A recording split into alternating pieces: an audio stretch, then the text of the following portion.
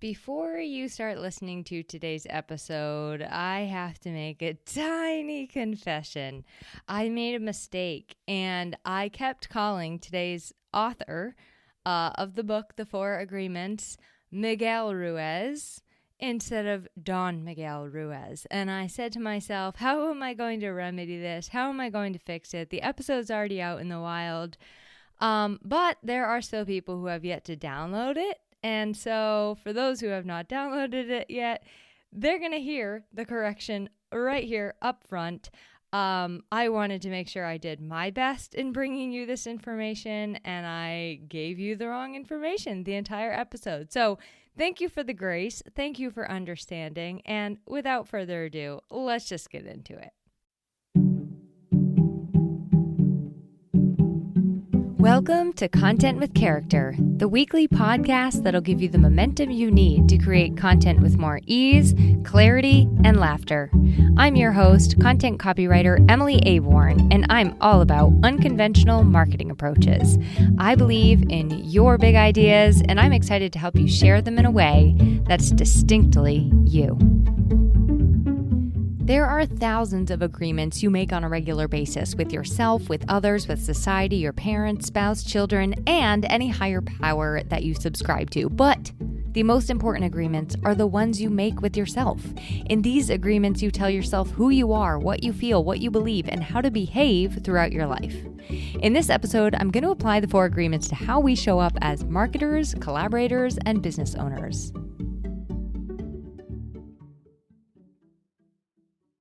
Hi, welcome back to the Content with Character podcast. Before we get into it, I want to make sure to say that that was a paraphrasing of a section of chapter 1 in Miguel Ruiz's book, The Four Agreements. And in this episode, that's exactly what we're going to talk about. We're going to talk about the four agreements and how we can use it to show up as marketers, content creators, collaborators, and business owners a little bit better. So if you are dancing alongside me timeline-wise with these episodes, welcome to the month of February. And if you're not, if you're listening to this some other time in the future, welcome back to the Content with Character podcast.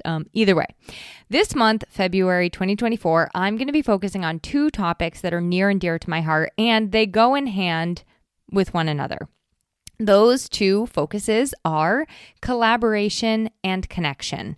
It plays well, not that I necessarily intended it to, with Valentine's Day and all that lovey-dovey wonderfulness that this month inspires us to express.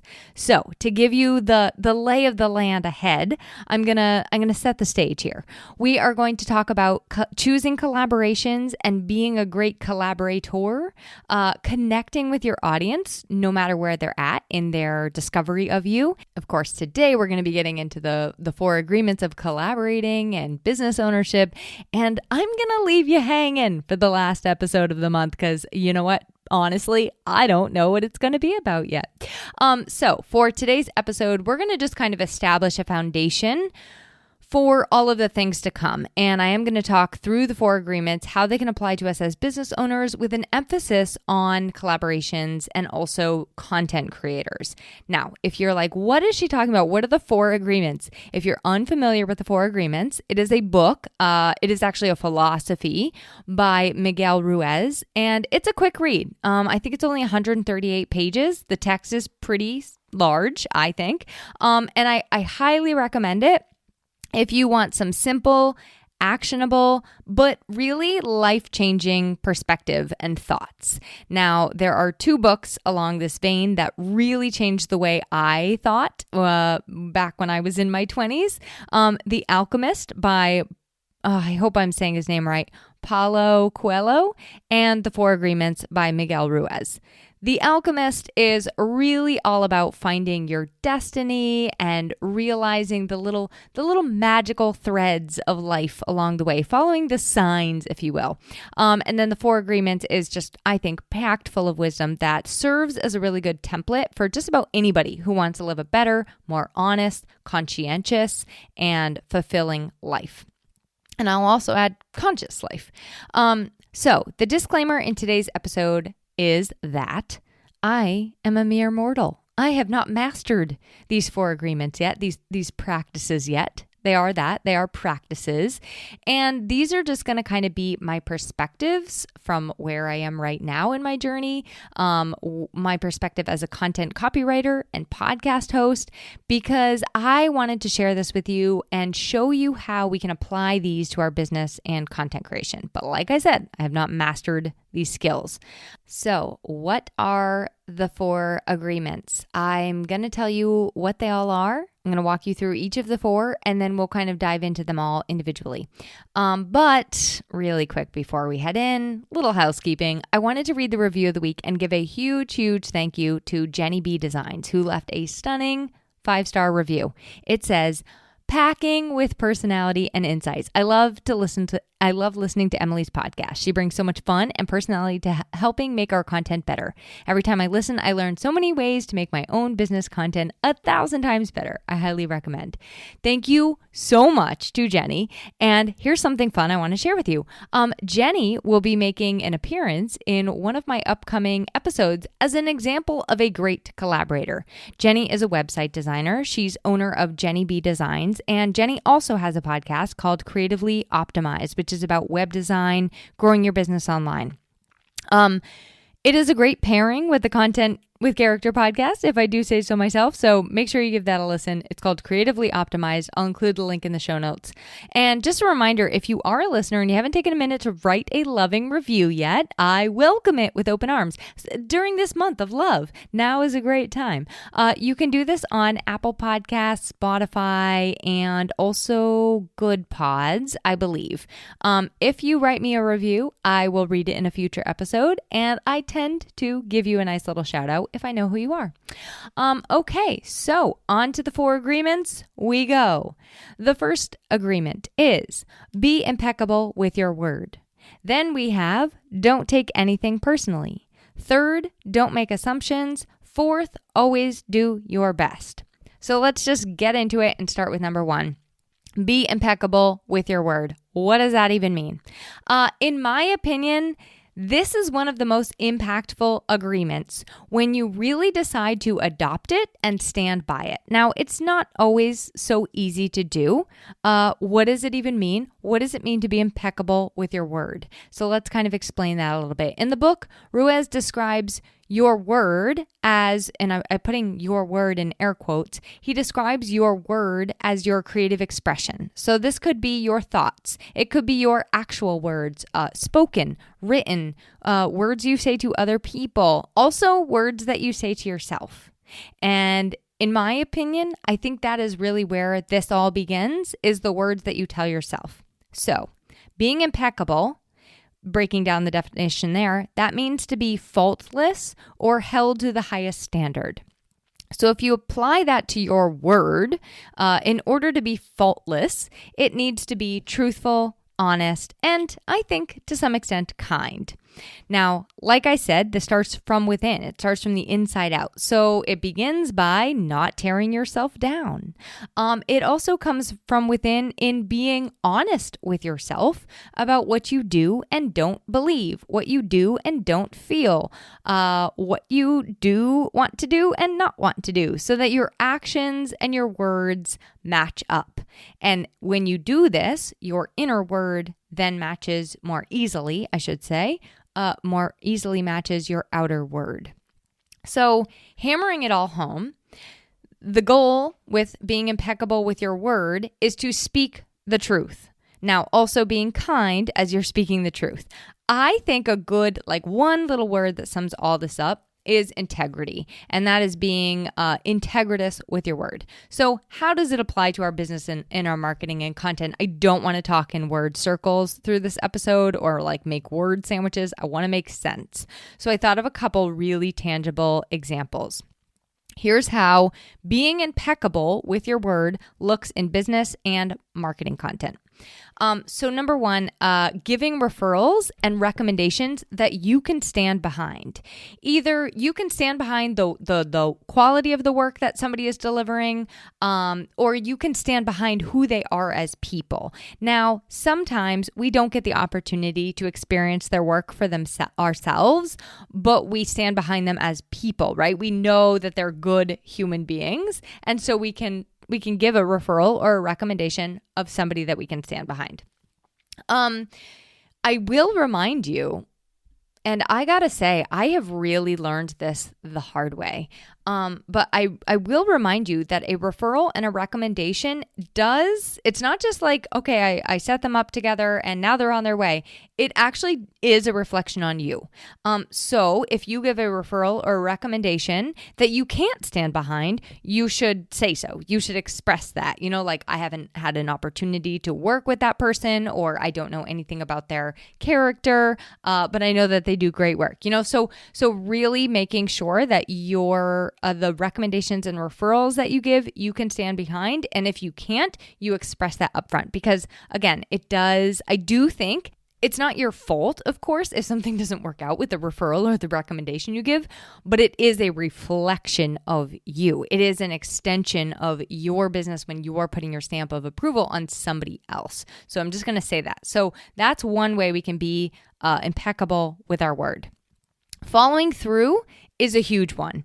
So when you say you're going to do something, do it. Follow through on your promises, the expectations that you've set. Follow through on the work that you've said you were going to do. Follow through with others. Number 3, my idea in this was to speak honestly and truthfully. And sometimes that is not the easiest decision, right? The other piece of that in honesty and truth is also being kind, also communicating with love and kindness, even if you have to deliver something that isn't exactly pleasant or comfortable. Being honest and ethical in your business transactions and your partnerships, that is a way to be impeccable with your word. Being honest and ethical in your partnerships and transactions. When you do deliver a deadline, give a reasonable deadline. Give a deadline, not that you just think is going to make somebody happy in the moment to hear that deadline. Like, oh yeah, I can have that for you by next week, right? But give a reasonable deadline, a deadline that you actually can make, that you actually are going to be able to stick to, not one that you're going to inevitably be late to, because that is how your word sort of gets, I'm going to say, broken down a little bit over time, right? Or it starts to erode over time if you keep making promises that you can't actually deliver on. If you don't want to do something, don't say yes. Don't say that you will do it. You don't have to say yes to something if inside you're feeling a very, very strong no. You don't have to say yes to every client. You don't have to say yes to every project. You don't have to say yes to every event, every collaboration. If you don't want to do something, be impeccable with your word and stand up for that from the get-go. And lastly, I just want to say, under being impeccable with your word, I also think it comes down to upholding promises to ourselves. We recently talked about procrastinating, and that is a huge thing for procrastination, is it slowly degrades your belief in yourself because you're not upholding the promises to yourself, keeping true to what you say you're going to do. This is even in little things, like how you use your time every day, or giving yourself like some self-care every day, or accomplishing the things that you set out to do for you. So being impeccable with your word, part of that is staying true to who you really are, and also keeping your word with others, as well as keeping your word with yourself. All right, enough about impeccability with your word. Let's move on to number 2, which is don't take things personally. Now, in Miguel's book, the way he words it is he actually says, don't take anything personally. Here's my deep, dark secret. I really suck at this one. Well, I hope I'm getting a little bit better, but it's hard. I will just use I'll share how I'm getting a little bit better. So I'll use my client process as an example. When writing somebody's website copy or blogs or whatever other fun project I get to take off their plate for them, we usually have a pass of revisions. Now, rewinding about 5 years ago, I used to, honestly, maybe it's even actually just 3 years ago, I used to take the revisions wildly personally. So if they had an edit, it meant that I sucked as a writer. If they had an edit, they hated me. So we're going to get more into assumptions and making assumptions in a moment. But it was the same for me, it was the same with typos in my newsletter. If somebody pointed out a typo, or if I had a broken link, or there was feedback on something that was just like, yeah, I just made it mean that I was pretty much bad at everything and I sucked as a human being. So I took it very, very personally, when more often than not, the feedback was somebody just trying to help me and the edits were just little tiny tweaks, And I'm sure I still do this in other places, but those are the examples that I really think I've grown in. Those are the examples popping up to mind. So in the book, Miguel explains that taking things personally, when you really boil it down, it's kind of a stance of like personal importance, meaning you automatically think that everything is about you. You're responsible for everything, and how everyone feels and acts is the me show. It's all about me, right? It's real nice, isn't it? Isn't it lovely? No, it's not. It's not lovely. When it comes to negativity and taking it personally, you are really allowing someone else's word to now become your new narrative, right? And that's a recipe for disaster. We're kind of allowing whatever's happening in their brains, in their lives, to become who we are, or to become a reflection of us. You can see how it can spiral out of hand really quick, and it's not healthy. So let's look at this from a business perspective. Social media is a great example, or your email subscribers, great example. So here you go. You sit down and you post what you think is a great post on social media. And guess what? No one responds to it. You can take that to mean XYZ about yourself. You can make it personal when really it probably was just the algorithm having a bad day and not showing anybody your post. That's an example of like how you might not want to take something personally in business and with your content. Here's another example. You send an email. No one responds. Now you had like this amazingly witty subject line and great content inside. Well, nobody writes back or nobody clicks the link. You can take that personally and think, oh my God, nobody on my email list likes me. Nobody's interested. Nobody reads anything. I mean, you can make up story after story. Or you can say, you know what? I'm not going to take this personally. People have very busy lives and they often don't say anything, even if they like something. Now, trust me, I know this because I have learned it time and time and time again. Somebody has seen me out in the real world and said like, oh, I listened to every single one of your podcast episodes. I love it so much. And I'm like, well, nice of you to say so, right? So oftentimes people really just don't say anything one way or the other. But we cannot take these things personally. Or maybe you take it personally when someone unsubscribes or leaves your membership, especially if you can see that name. Oh my God, there goes Tina. What did I do? What did I do to Tina to make her unsubscribe, right? Are we okay? Cue the downward spiral. So here's my advice. Don't eat someone else's moldy sandwich for your lunch, okay? And you don't even need their good sandwiches to keep you afloat. Focus on what you and only you are feeding yourself. Let's apply this a little further to business and marketing, just 4 simple ideas. When it comes to feedback, take it as what it is. It is an opportunity to improve your work, to fix something that's broken. It does not mean you are broken, okay? You do not need improvement. You are not broken. Capiche? Capiche. Practicing my Italian over here. Okay. Secondly, if I think social media is a great example, and I would really encourage you not to take things personally on social media. This comes down to everything: engagement, comments, all of it. When somebody, I used to take it personally when somebody gave me the thumbs up instead of the heart. I would take that personally. And I think that social media is a great example of where people take a lot of things personally. And it's probably one of the worst places to get your stamps of approval checked. Here's another one. When somebody does not want to work with you or do business with you or collaborate with you, don't take it personally. There are a zillion reasons they may not choose you, even if you've had this amazing connection on the call, the first call, the discovery call. Don't take that personally. When launches or new offerings or workshops don't go as planned, when they flop, when they fail, when they don't fill up, don't take it personally.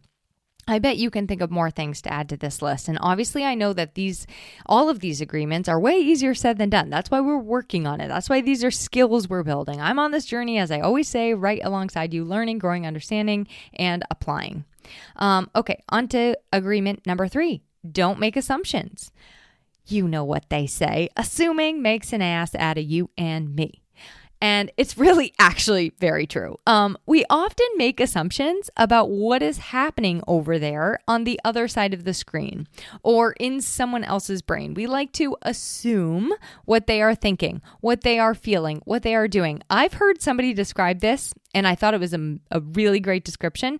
It's like you're trying to octopus tentacle your way into someone else's experience. And I just find that a very fitting mental picture because I am a person that does that. I like to octopus tentacle my way into their brain, try to get in there and figure it out. Okay, this analogy is getting really, really weird, but I just find it such a good mental image. You get the idea. So when you're not in their brain, don't make it your business to try to get in there. When in doubt, ask, listen, get clarity, ask again, ask more. The sequence often goes like this. We make an assumption. Then there is a misunderstanding. Then there is responding to the assumption or to the misunderstanding. So already right there, we have a big disconnect. Then we take something personally and then we respond accordingly. So you can see it's a recipe for drama. And probably what is going on is completely inaccurate from what actually is. So let's apply this to our business, to our content, to our marketing. First one, no brainer. Don't allow yourself to indulge in a story about what's happening on the other side for somebody else. If you are worried, if you have concerns, if you're confused, ask them. Ask them to explain. Ask them how they're feeling, what they're thinking. Don't assume one thing or another about a client's potential interest to work with you or not, or their budget, or their expectations, or their goals, or their familiarity with what you actually do. This is a great opportunity to ask questions, be very clear, and don't write anybody off or treat anybody any certain way because of some story or assumption or generalization that you made up about them. I'd also say, don't assume that someone is either a good fit or not a good fit for a collaboration or as a connection.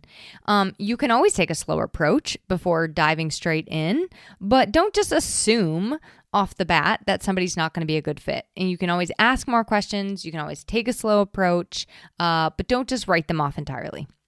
Okay, another place I think making assumptions can get really spirally is when we make an assumption about something and then we start spreading news or rumors or hearsay about someone or something based on that assumption.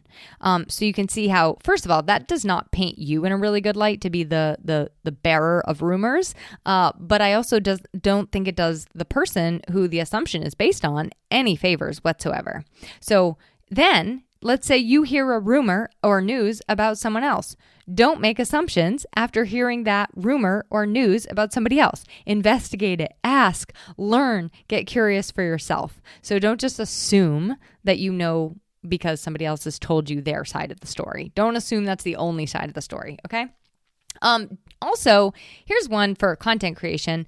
Don't assume that people have read all your content. And when I say this, I mean, not everybody knows who you are. Not everybody knows what you do. They don't know every single last one of your tips. They don't speak your industry jargon in most cases, and they may not know your perspective or where you're coming from. So don't assume that people have read all your content. And when I say that, it's really just an encouragement to answer questions that they're asking, that their brains are asking. Not that we're assuming what their brains are asking, but you can guess in this case what their brains are asking. And that's also a reminder to be consistent, not repetitive. It's not repetitive. It's consistency, right? You can repeat yourself a lot of times with the same message over and over and over again. And that helps to remove some of those assumptions that people might have about you, what you do, who you are, etc., etc. I think that a lot of not assuming boils down to being direct and clear and also courageous in our communication, like asking some of those questions, right? And getting the clarity for ourselves. And I would really just encourage us to all do a little bit more of it. All right, so taking us home, agreement number 4, always do your best.